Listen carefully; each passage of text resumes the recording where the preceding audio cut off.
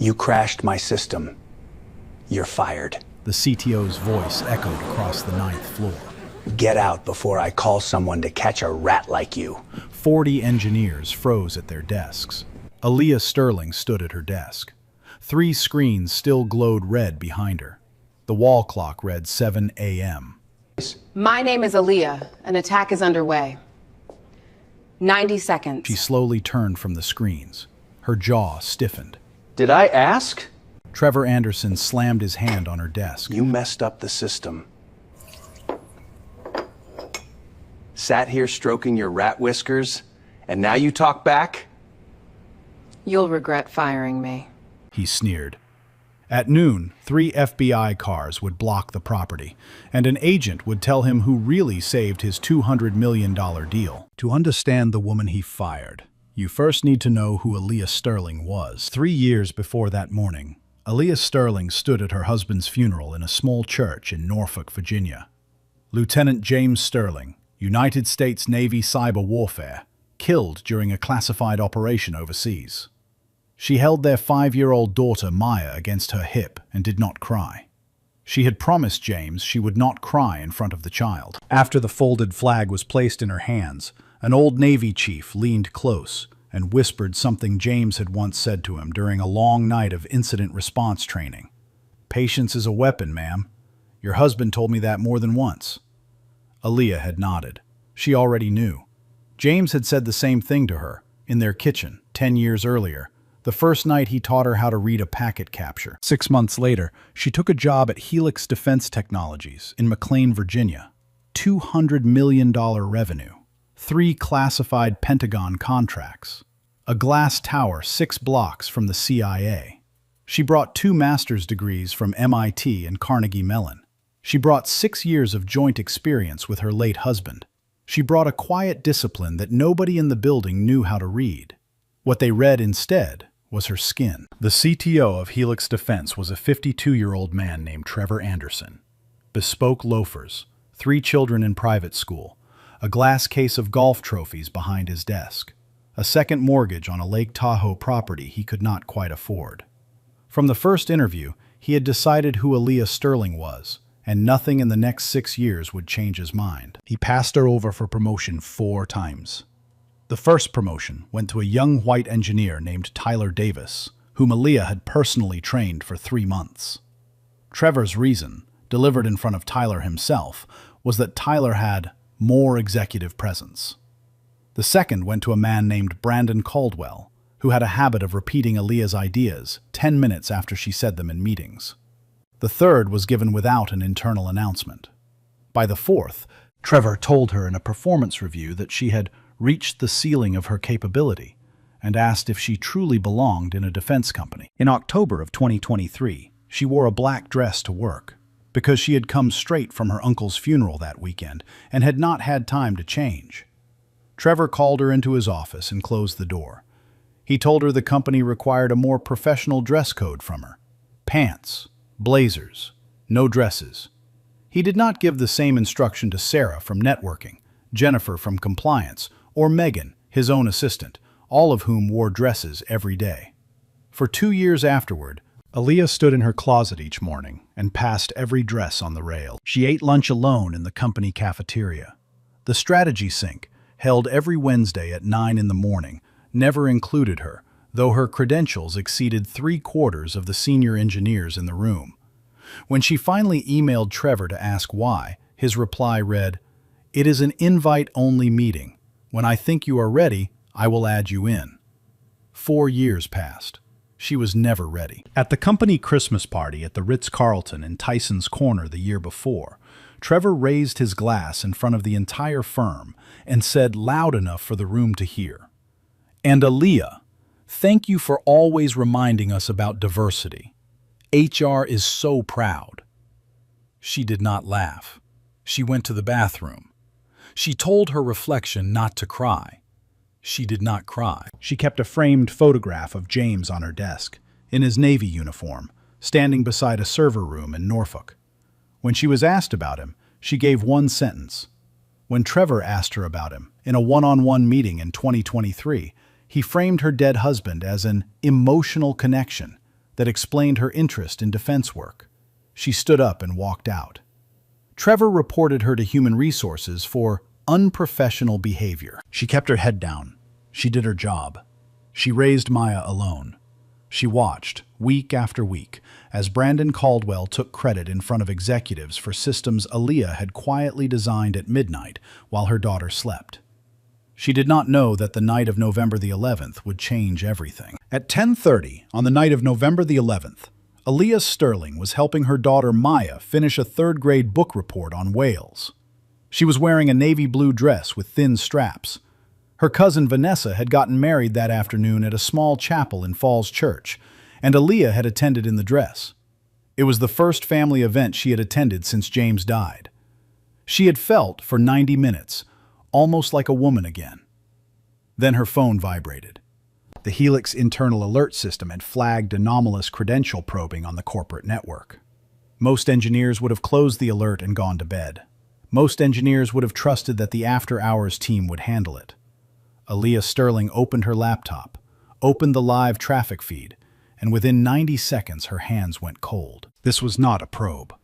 This was a coordinated, multi-stage operation that had been preparing for months.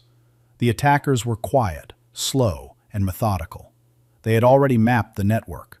They were now moving toward one specific target, the operational treasury account that held $50 million in pre-staged funds for a Pentagon supply contract scheduled to clear at 9 the next morning. She called the neighbor across the hall, Mrs. Patterson, and asked if Maya could sleep on her couch for the night. Then she kissed her daughter's forehead, whispered a promise she had whispered many times before, and drove to McLean in the dress. She reached the 9th floor at 11:15. The building was empty. The overhead lights came up in slow sections as she walked from the elevator to her desk. She put her bag down.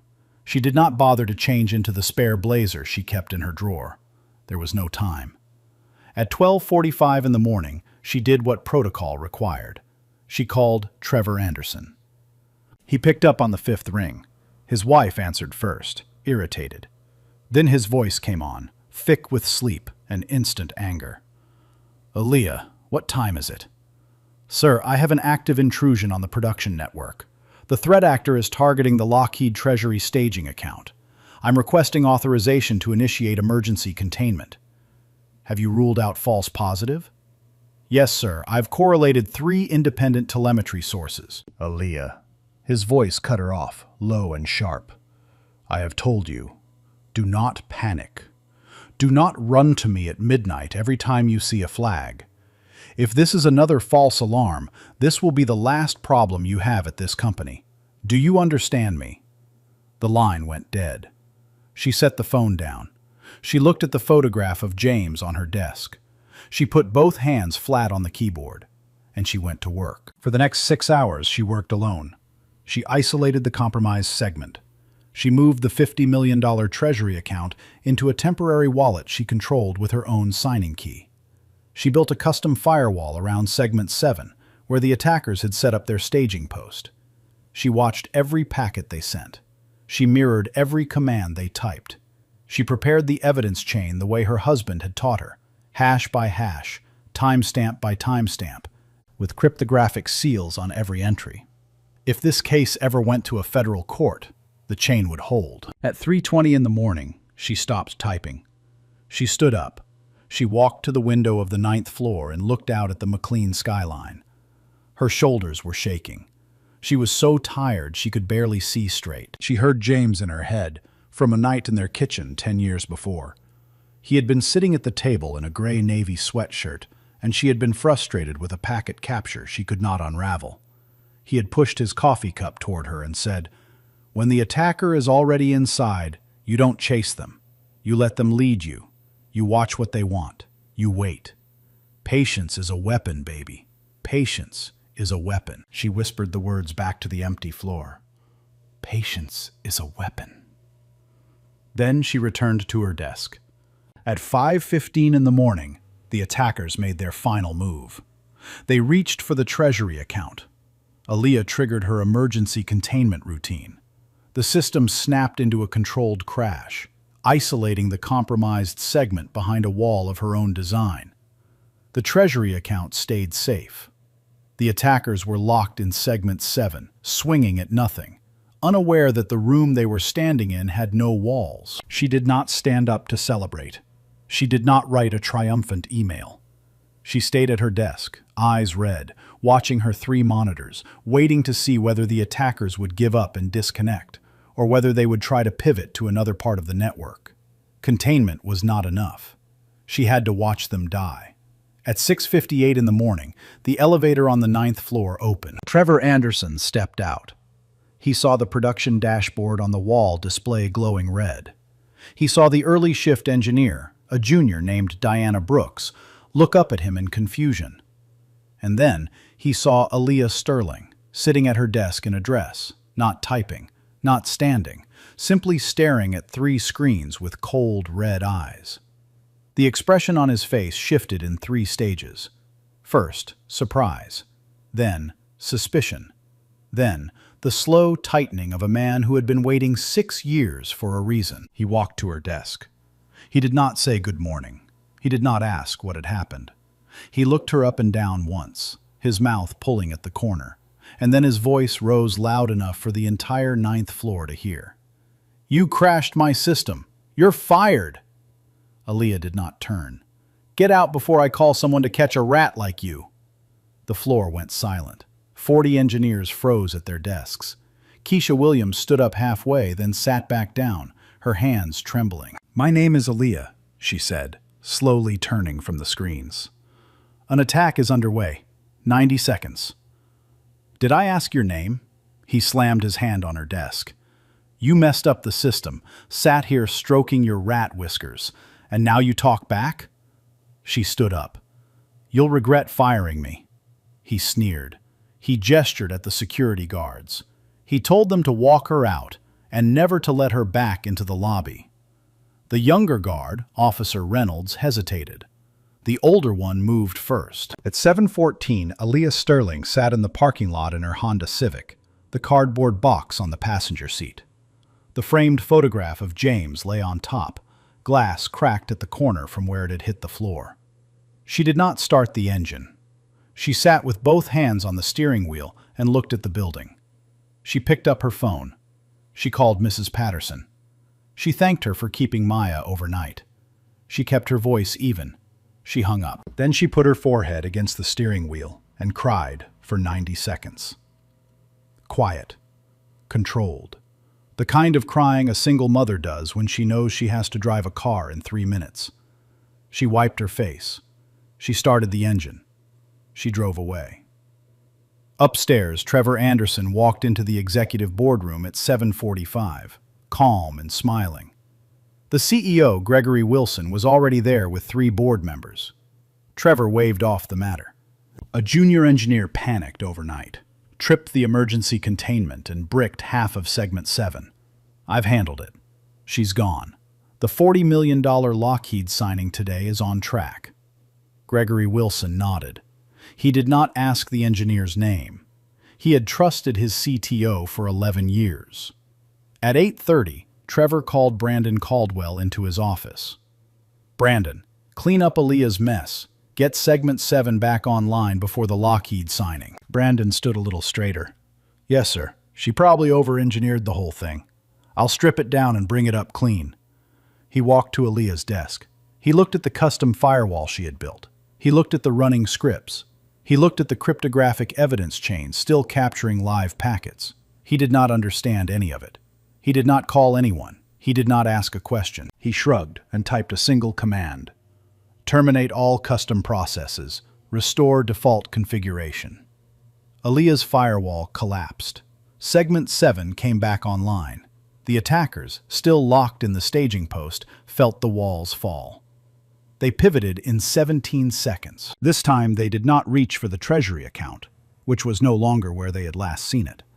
They reached for something larger. They reached for the master contract database, the technical specifications, the client roster, the personnel files, and the financial records for every Pentagon engagement Helix Defense had signed in the last decade. The estimated value on the underground market exceeded $200 million. Brandon Caldwell stood up and sent a message to Trevor. Handled it. She had it overcomplicated, simplified everything, all green. At 9:15, the network monitoring console on the wall began to scream. Not a warning, a 4-tone exfiltration alert. Brandon stared at the screen for 30 seconds before he understood. Then he ran. He burst into Trevor's office. He could not get a complete sentence out. He used the word leak 3 times. He used the word live twice. Trevor's face went white, then red, then white again. He picked up the phone and called the McLean Police Department. 3 patrol cars arrived in 15 minutes. The lead officer walked the 9th floor for less than 10 minutes before he made a second phone call to his sergeant. The sergeant made a third call to the special agent in charge of the Washington field office of the Federal Bureau of Investigation, because the data leaving the Helix network was already being measured in terabytes. At 10 in the morning, 3 unmarked black sport utility vehicles entered the visitor parking lot and stopped in a single line in front of the lobby. 8 agents in dark blue jackets stepped out. The lead agent, a woman in her 50s with silver-streaked hair pulled tight against her scalp, walked through the lobby without breaking stride. Her badge read, Special Agent in Charge Catherine Moore, FBI Cyber Division. She took the elevator to the 9th floor. She did not introduce herself to Trevor. She did not shake his hand.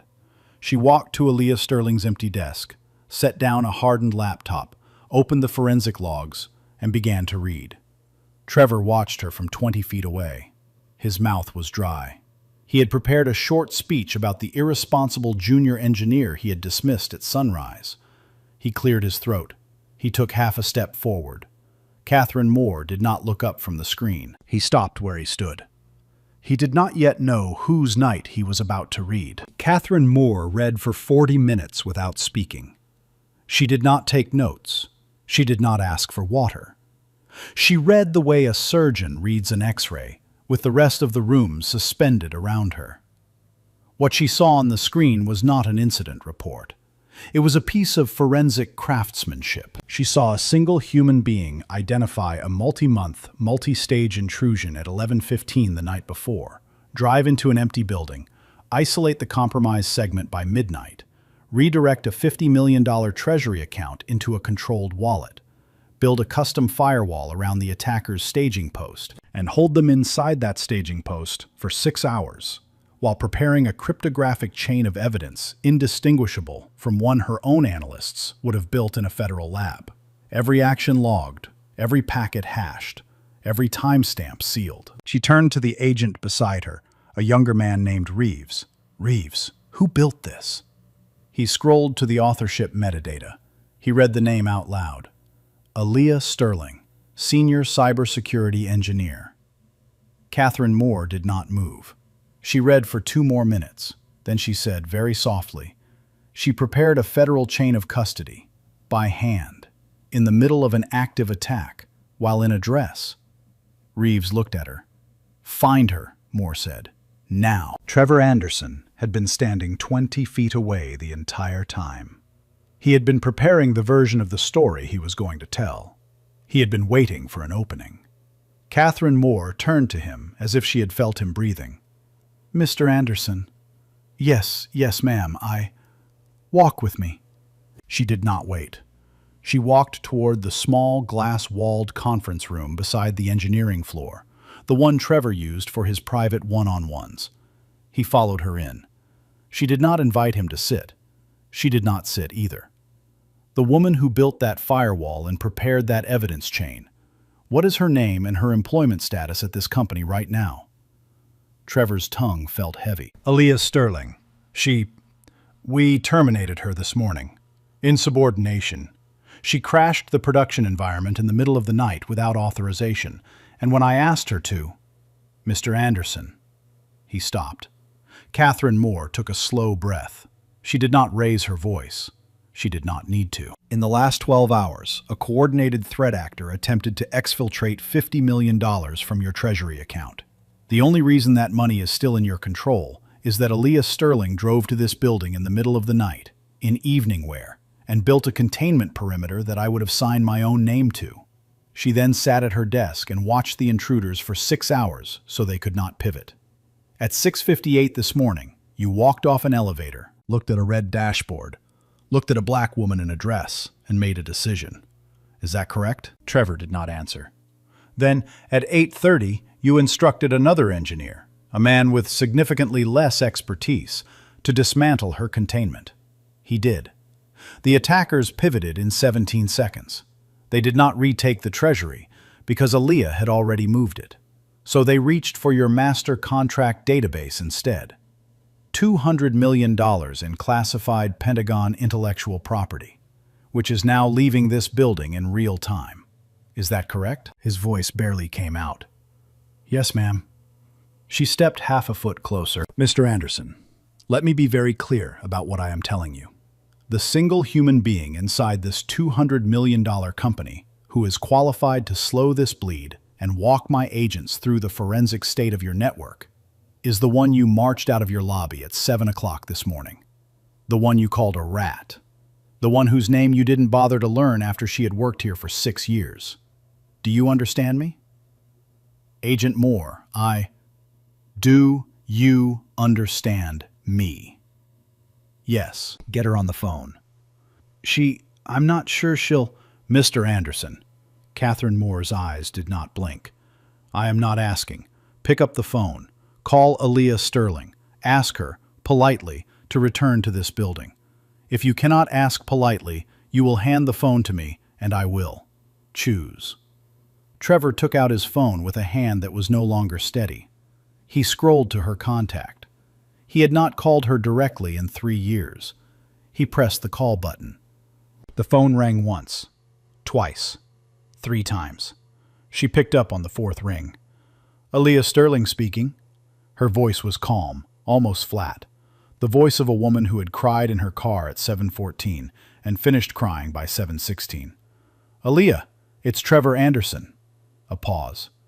I know who it is, Mr. Anderson. He swallowed. He looked at Catherine Moore.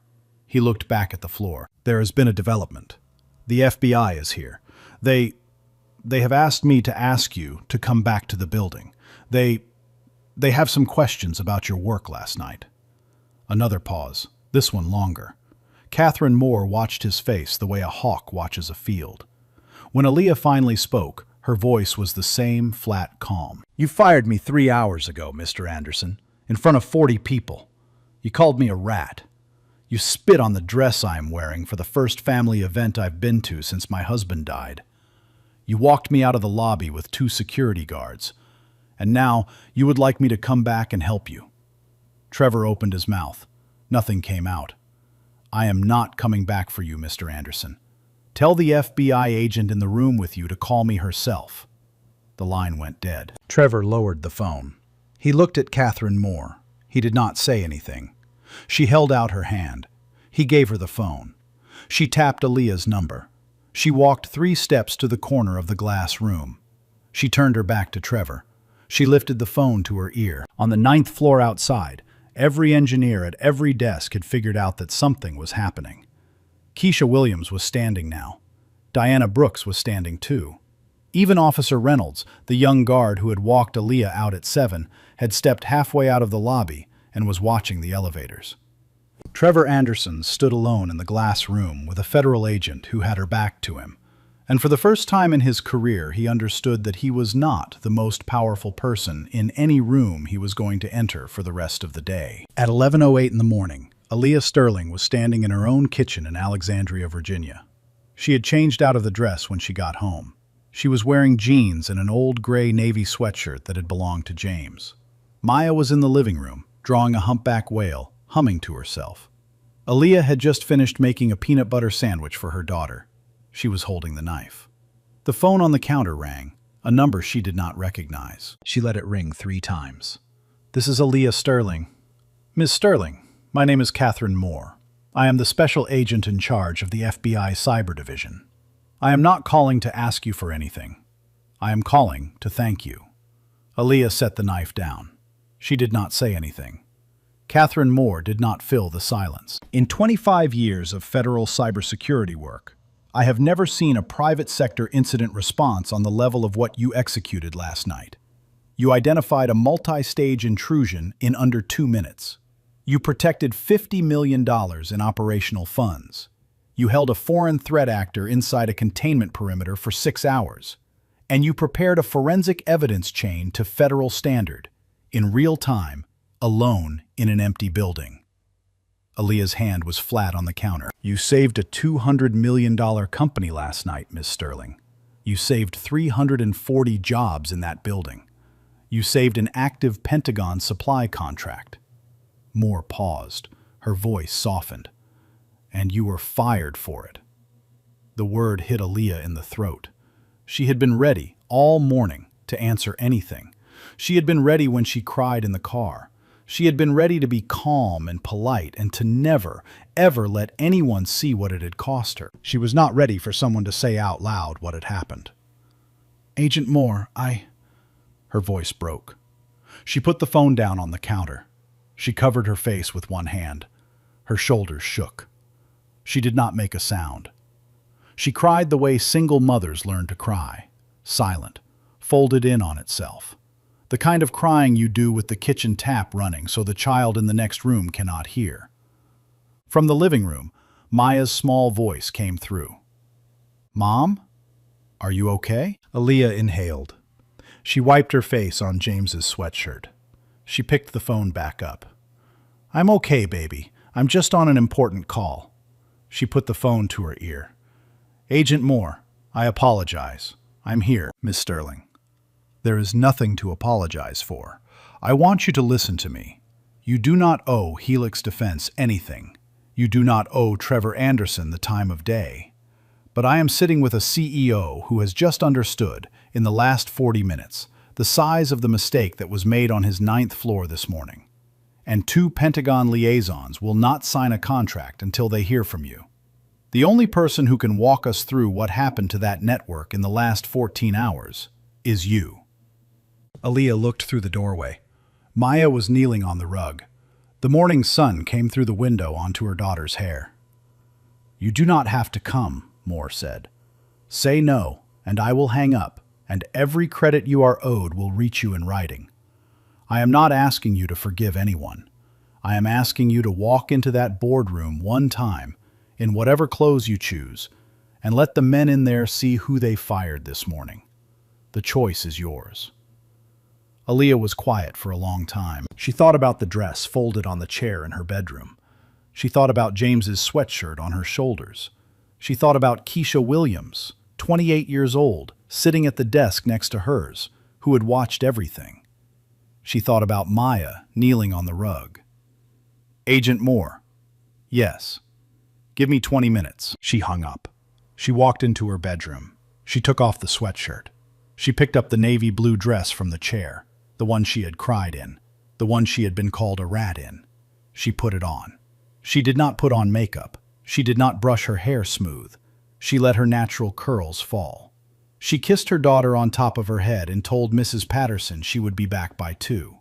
She picked up the framed photograph of James from the hall table and slid it into her purse. She drove to McLean. At 11:30 in the morning, Aaliyah Sterling walked back into the lobby of Helix Defense Technologies in the navy blue dress. The receptionist who had watched her be walked out at 7 stood, slowly, without saying anything. She stepped into the elevator. She pressed 9. When the doors opened, every engineer at every desk was already standing. They had been waiting since 7.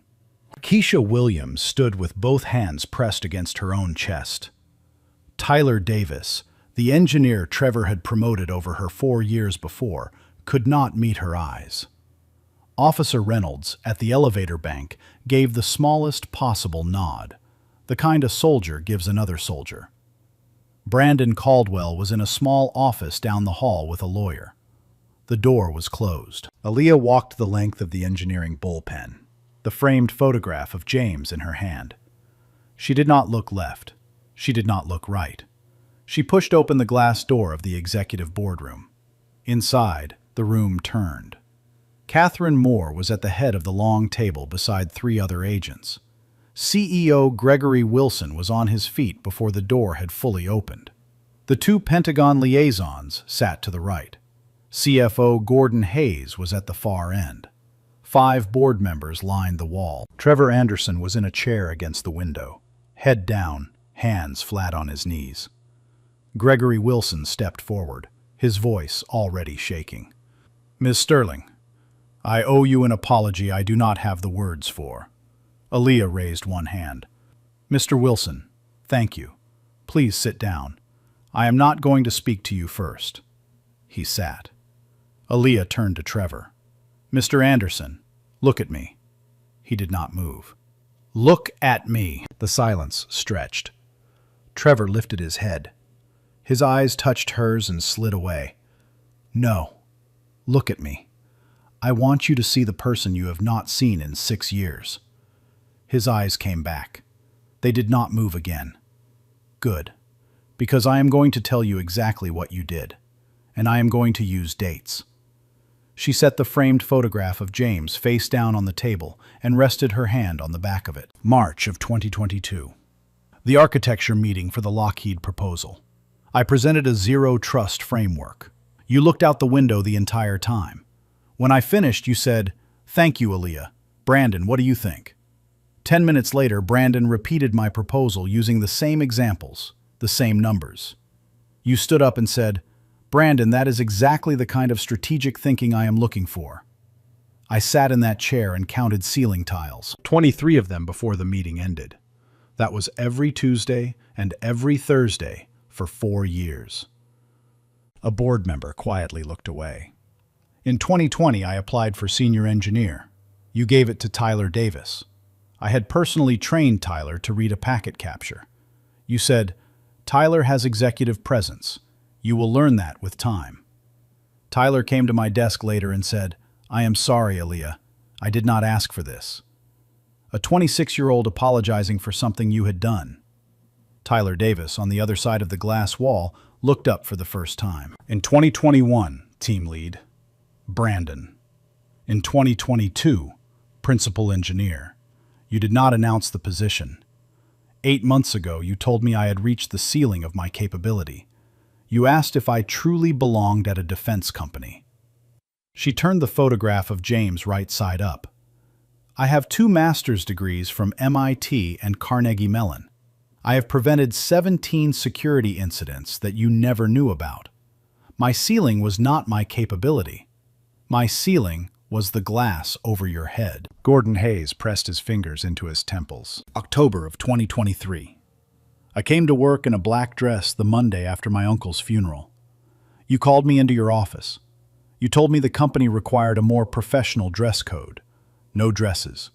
I asked you why Sarah from networking, Jennifer from compliance, and your own assistant, Megan, all of whom wore dresses every day, were permitted to.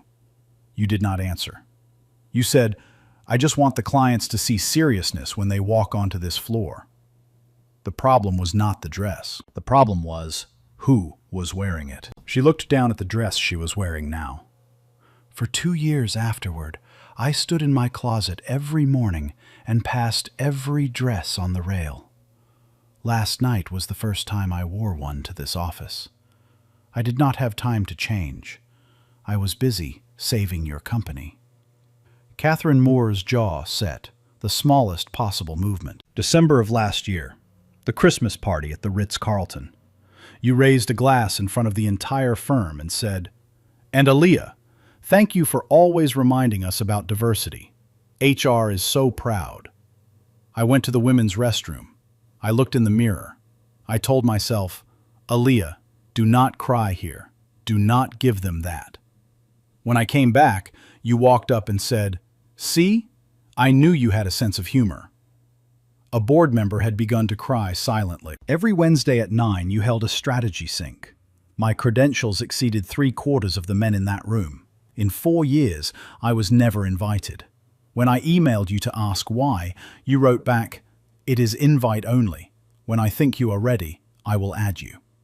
I sat at my desk every Wednesday at 9 and listened to my colleagues walk past my chair to that meeting.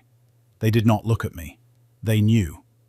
She did not pause. Last night, when I found the intrusion at 11:15, do you know what I thought? If I had ever been in strategy sync, I would have known about these vulnerabilities a month ago. There would have been no attack. Your $50 million was almost gone because you locked me out of a meeting I had earned 4 years ago.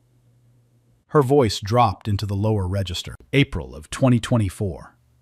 Maya had a fever of 104 degrees. I came to your office to leave early. You said, and I have the recording, "Aaliyah, I understand single mom is complicated, but this is why I hesitate to give you the larger projects. You have too many distractions." My 8-year-old daughter is a distraction, Mr. Anderson.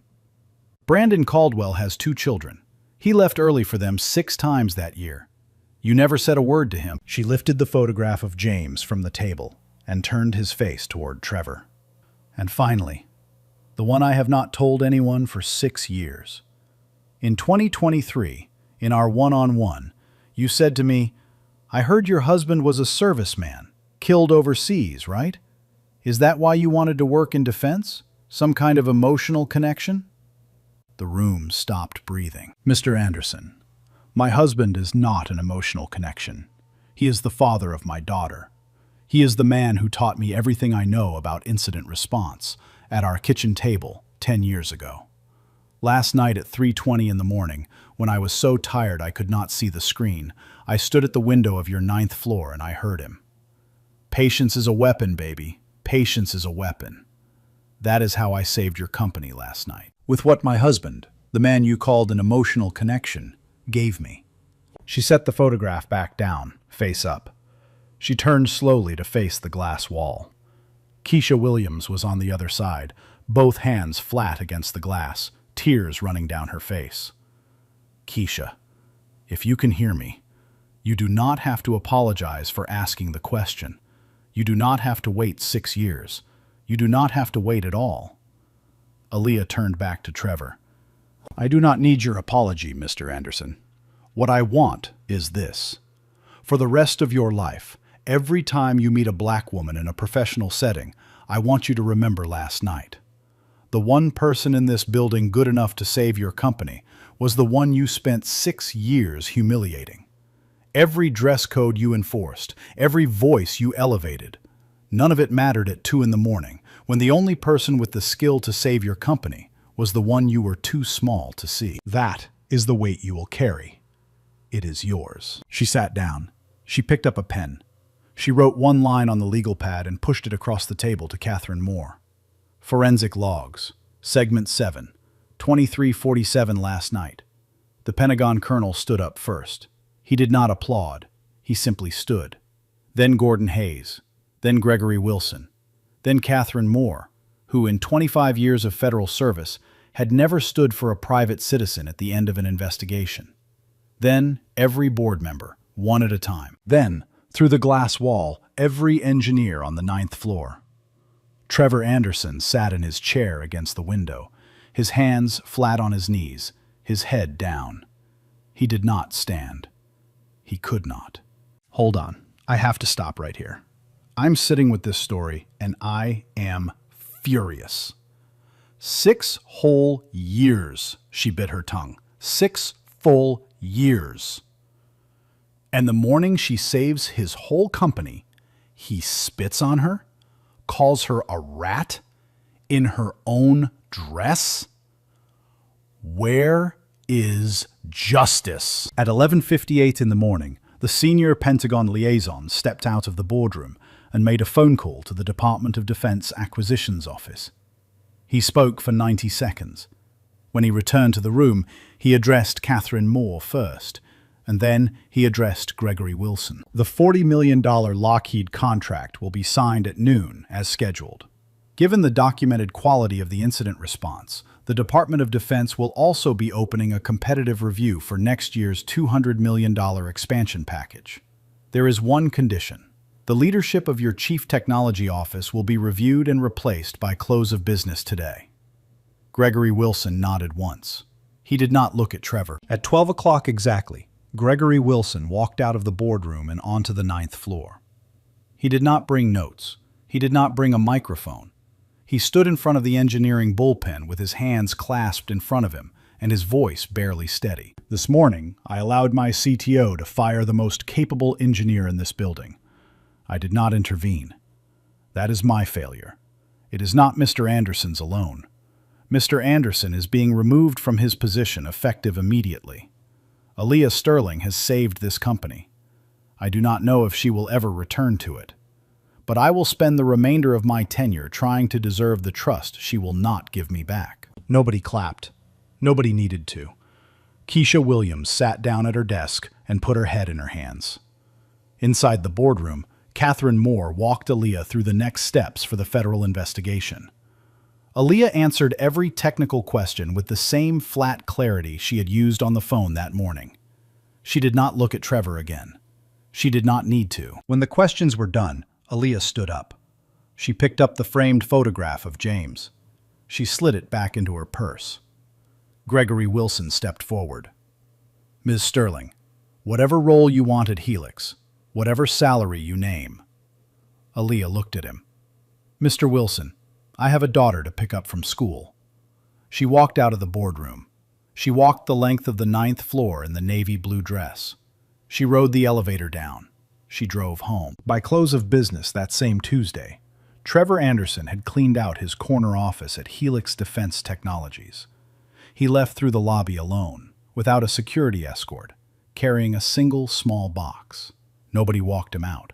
Nobody said goodbye. The receptionist who had stood for Aaliyah at 11:30 did not stand for him. 3 weeks later, the Washington Post ran a 4,000-word feature on the breach and the woman who had stopped it. The headline read, "The engineer they fired at sunrise." Aaliyah Sterling declined to be interviewed. The Post ran the article without a recent photograph of her. Trevor Anderson's wife read the article over coffee in their kitchen in Great Falls. She left him before lunch. The Lake Tahoe property went into foreclosure within 60 days. Trevor never held a chief technology officer position at a defense contractor again. He took a director-level role at a small business-to-business software company in Reston, 2 grades below the position he had lost, and he was reported to have stopped attending industry conferences entirely. Brandon Caldwell was terminated for gross negligence the same afternoon. Helix filed a civil suit to recover a portion of the damages caused by his unauthorized disassembly of the Segment 7 firewall. His name appeared on a private industry blacklist, circulated quietly among defense and aerospace human resources departments within the month. 6 months later, he was working a help desk shift at a regional sporting goods chain in Idaho Falls.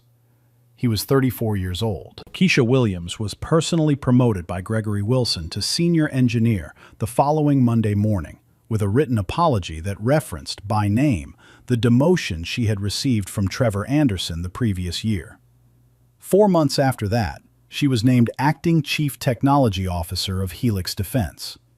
She was the youngest CTO in the company's history, and the first black woman to hold the position in the entire Northern Virginia defense corridor. Officer Reynolds, the young security guard, received a handwritten letter from Aaliyah Sterling at his home address 2 weeks after the firing. The letter thanked him for the small nod he had given her at the elevator bank. Folded inside was a written recommendation, on Aaliyah's personal letterhead, addressed to the admissions board of the Federal Bureau of Investigation Academy at Quantico. He was accepted to the next cohort. Aaliyah Sterling did not return to Helix. She accepted a senior consulting contract with the FBI Cyber Division, and within 90 days had quietly opened her own cybersecurity consulting practice focused on insider threat assessment for defense contractors. She refused every interview request. She picked Maya up from school every day at 3:15. 6 months after the night of November the 11th, the FBI announced the arrest of 4 members of an organized cybercrime syndicate in Bucharest. The press release did not name the operation. It did not name the engineer, whose forensic evidence chain had made the prosecution possible. A single handwritten note arrived at Aaliyah's home 3 days later. It was a half sheet of cream-colored stationery, folded once, slipped into a plain federal envelope. There was no return address. 2 lines, in blue ink. Patience is a weapon. Thank you. She read the note twice. She walked into the living room. She placed it on the mantel, beside the framed photograph of her husband. Maya, doing homework on the rug, looked up. "Mom, who is the letter from?" Aaliyah looked at the photograph. She looked at her daughter. A friend. Someone who finally saw me. She turned off the kitchen light and sat down on the rug next to her daughter to help her finish a fourth-grade book report on whales. The most dangerous person in any room is the one you have already decided is not worth listening to. Aaliyah Sterling sat at a desk on the 9th floor of a $200 million company for 6 years. She ate lunch alone. She wore pants because she was told to. She watched another engineer take credit for her ideas every Tuesday and every Thursday. She raised a daughter alone, on a salary 3 pay grades below the men she had personally trained. And when the night came that nobody else in the building could save the company, she was the only one who could. And she was the one they fired for it. Trevor Anderson did not discriminate against Aaliyah Sterling because he was unusually cruel. He did it because nothing in his world had ever required him to look at her. The dress code, the strategy sync invitations, the joke at the Christmas party, the 4 denied promotions. None of it felt like racism to him. It felt like ordinary judgment. And that is the most dangerous kind of bias. It does not arrive in a hood. It arrives in a corner office with a glass case of golf trophies. Brilliance does not announce itself. Dignity does not demand applause. The person eating lunch alone in your cafeteria, the woman whose ideas are repeated 10 minutes later by someone else, the engineer you have decided has reached the ceiling of her capability. She may be the only person in your building who will save you at 2 in the morning when everything you have built is on fire. Listen better. Promote braver.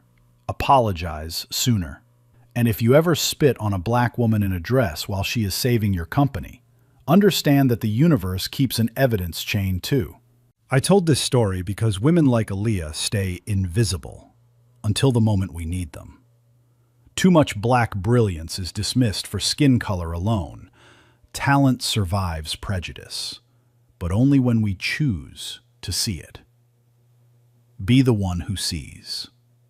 Like, share, and subscribe. Comment below the name of the person at your work who deserves the credit they have not yet received.